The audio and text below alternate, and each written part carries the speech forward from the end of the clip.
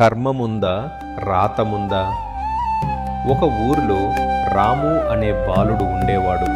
ఒకరోజు అతను తన తాతయ్యను అడిగాడు, తాతయ్య, అందరూ ఇది నా రాత అంటారు, మరికొందరు ఇది నా కర్మ ఫలితం అంటారు. అసలు కర్మముందా రాతముందా?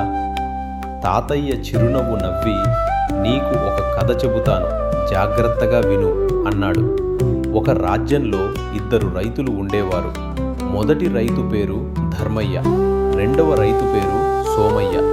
ధర్మయ్య ప్రతిరోజు కష్టపడి పొలాన్ని దున్నేవాడు, మంచి విత్తనాలు వేసేవాడు, చెట్లకు నీళ్లు పోసేవాడు. కానీ సోమయ్య మాత్రం సోమరిగా ఉండేవాడు. రోజంతా చెట్టు కింద విశ్రాంతి తీసుకుంటూ ఇలా అనుకునేవాడు, నా రాతలో ఉంటే పంట వస్తుంది. కొన్ని నెలలు గడిచాయి. వర్షాకాలం వచ్చింది. ధర్మయ్య పొలంలో బంగారు రంగు పంటలు పండాయి. కానీ సోమయ్య పొలం మాత్రం ఖాళీగా ఉంది. అది చూసి సోమయ్య చాలా బాధపడ్డాడు.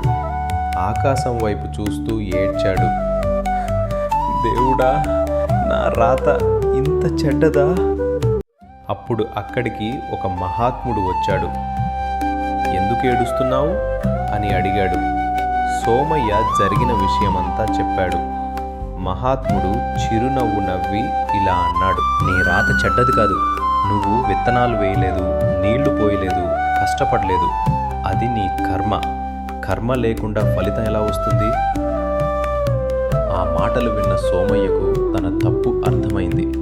తరువాతి సంవత్సరం అతడు కష్టపడి పనిచేశాడు. పొలాన్ని దున్నాడు, విత్తనాలు వేశాడు, నీళ్లు పోశాడు. ఈసారి అతని పొలంలో కూడా అందమైన పంట పండింది. అతడు సంతోషంగా మహాత్ముడి దగ్గరికి వెళ్ళి ఇలా అన్నాడు, ఇప్పుడు అర్థమైంది, రాత అనేది కర్మల ఫలితం మాత్రమే.